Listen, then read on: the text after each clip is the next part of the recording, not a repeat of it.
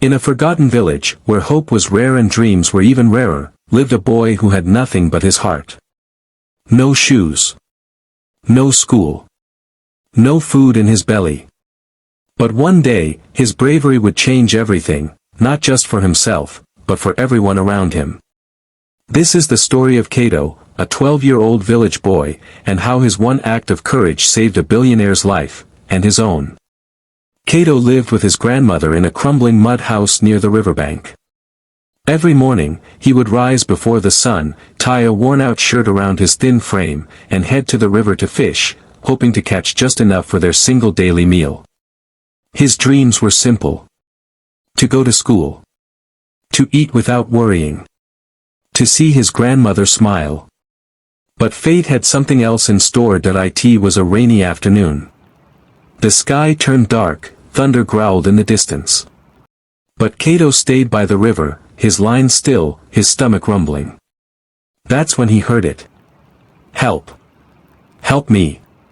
A man's voice, desperate, drowning.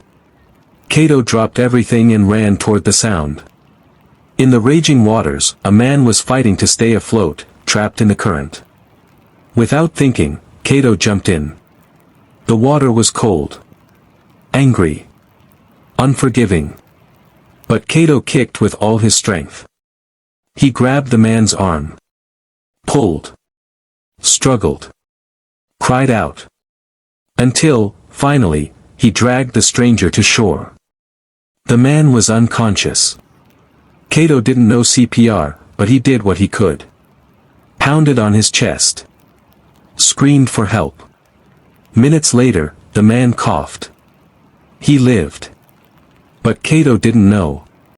That man was Richard Tembo, a billionaire, a tycoon, a man whose face had never been seen in public in years.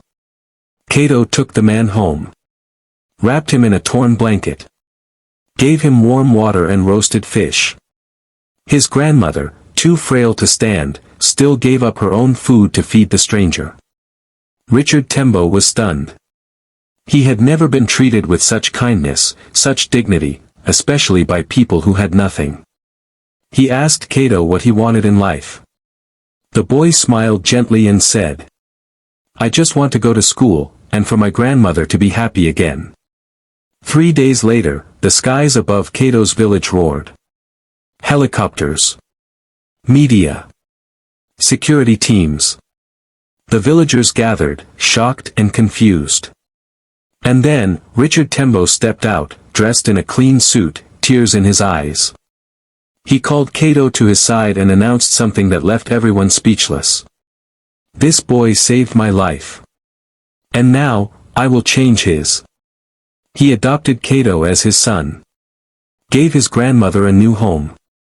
And built a school for the entire village, fully funded, fully staffed, free for all. Cato now studies in one of the best schools in the country. His grandmother receives the best medical care. And every child in the village, every single one, has access to education. All because a poor boy chose to be brave. Because he didn't hesitate to save a stranger. Because kindness, no matter how small, is the most powerful thing in the world. Sometimes, the richest hearts live in the poorest places. And the greatest heroes are just little boys with big hearts.